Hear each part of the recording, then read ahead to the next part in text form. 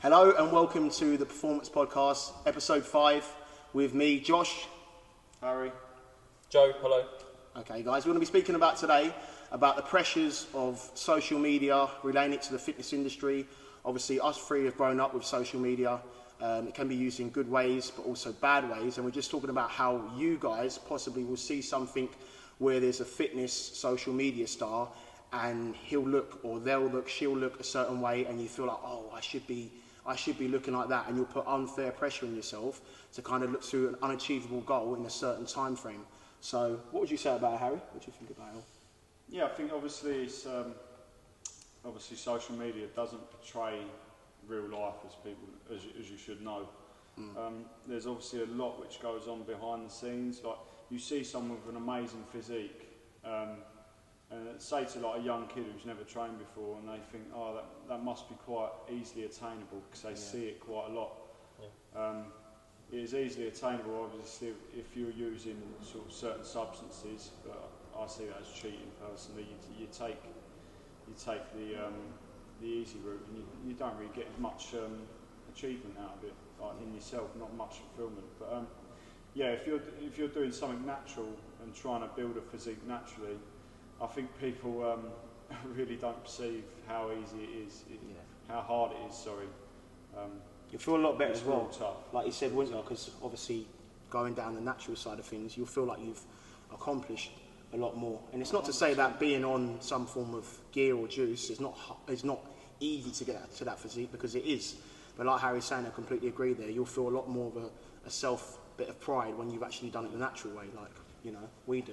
Yeah, but what about you, Joe? Because you've obviously gone through like a massive transformation, haven't you yourself? People who know Joe's lost loads and loads of weight, and you probably started coming through because you watch a lot of social media, didn't you? Yeah, I think, you sort of, in the beginning, at the start of the process, you start comparing yourself to like the big bodybuilders and even just, like social media, people over social media, anyone over social media. So you're always trying to compare yourself, but the whole, like lighting and sort of cheats that people do to make themselves look better, I think is quite cutthroat really, especially at the start of the transformation, when you don't know too much into it. You're not that big on social media, you're not in that sort of industry, you don't know anything at the minute, or you're very little on knowledge, so it is quite sort of unnerving and cutthroat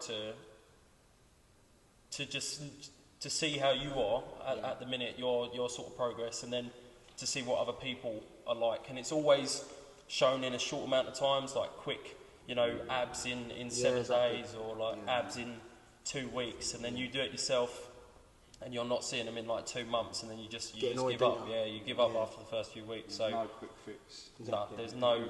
It's just one long grind process. What Joe's saying is really good, because don't put unfair pressure on yourself. Like you might see someone who, say for example, they've got great genetics and they've been training for maybe 15 to 20 years and they've got a really, really good body, whereas you've been training for like 3 years, which is nothing in terms of your fitness journey. That is nothing, and then you're comparing yourself to whoever that person may be right there. And what Joe's saying there is people create these little clickbait headlines, which is okay, you've got to do it to a degree in social media to generate views and revenue, but it's not realistic, because like Joe just said there, the best arm workout or get abs in a week or something like that. The best arm workout is completely different. Like we all have a different way of training. We train together.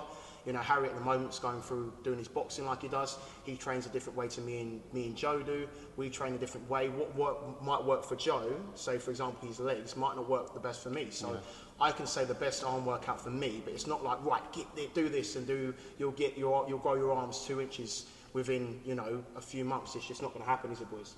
No, it's just one long process, isn't it? Just one long. It's not about as well doing the same thing. Like you could have a really good workout. You do that a few too many times, your body just adapts to it. It just gets used to it, and then that becomes too easy. It's a case of constantly adjusting, isn't it? As you go, isn't it? It's just adjusting and tweaking things as you sort of move up the scale, isn't it? So basically saying, be realistic with yourself. Yes, set goals, but it's like smart goals. Specific, measurable, achievable, realistic and time bound.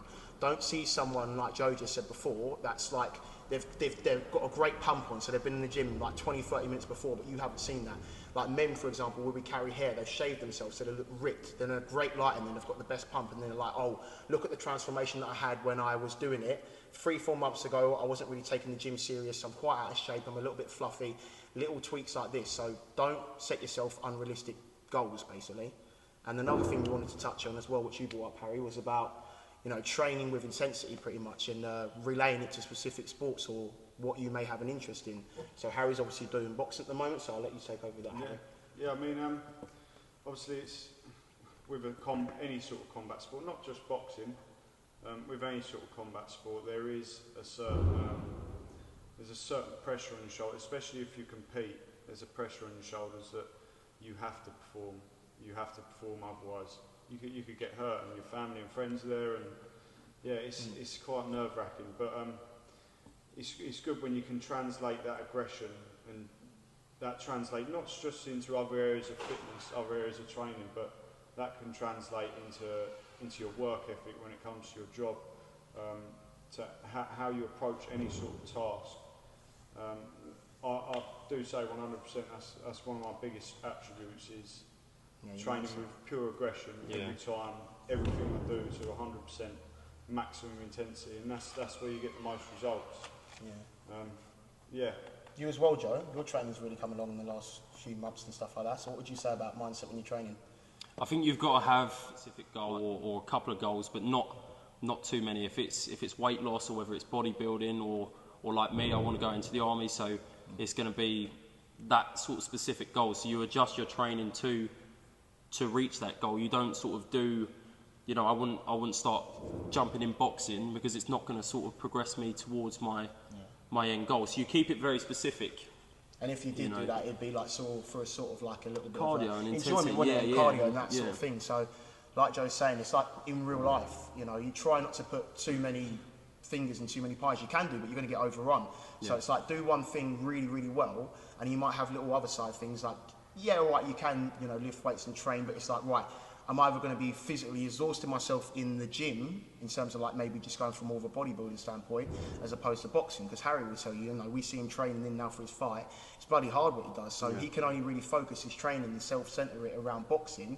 But then if he was to go and then do the weights and attack the weights with as much intensity as he does with regards to boxing, he's going to burn himself out, and he's not going to be able to achieve what he wants to do in boxing. Yeah, 100%. You can't.